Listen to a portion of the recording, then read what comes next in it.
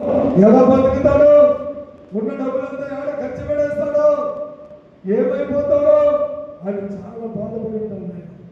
అయితే వీడు ఉన్న డబ్బులన్నీ ఖర్చు అయిపోయింది, వీడి చేతిలో రూపాయి లేదు, కానీ వీడికి తినడానికి ఏం లేదు, అన్నం లేదు. ఉన్నప్పుడు చాలా బాగా ఖర్చు పెట్టాడు, ఇప్పుడు తినడానికి అన్నం లేదు. సరే ఎక్కడైనా పనికి పోదామంటే వాడికి ఏ పని తెలియదు. వాళ్ళ నాన్నగారికి ఉన్నంత వరకు వాడు రాజ్యలాగా బతికినాడు. ఒక చిన్న పని కూడా చేసేవాడు కాదు. బైబిల్ వాక్యం చెప్తున్నది, వాళ్ళ నాన్న దగ్గర కొన్ని వందల మంది పని చేసేవాళ్ళంట. ఆ ప్రాంతంలో ఆయన రాజులాగా ఉండేవాడు. వాడికి ఏ పని రాదు.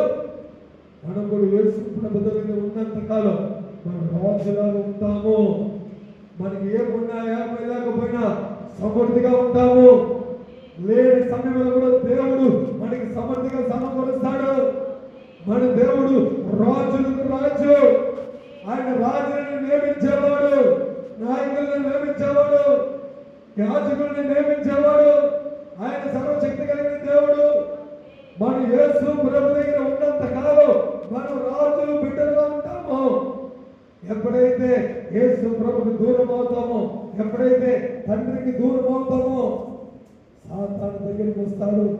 సాతాను కొన్నిసార్లు మాట్లాడతాడు, నీకేం మంచి బలం ఉంది, నీకేం మంచి జ్ఞానం ఉంది, నీ చేతిలో మంచి పని ఉంది, నీ దగ్గర డబ్బులు ఉంది, నువ్వు ఎలాగైనా బతకగలుగుతావు, భయపడదు, ధైర్యంగా ఉండవు అని కొన్ని సమయంలో సాతాను నీకు మైండ్లో మాట్లాడతాడు.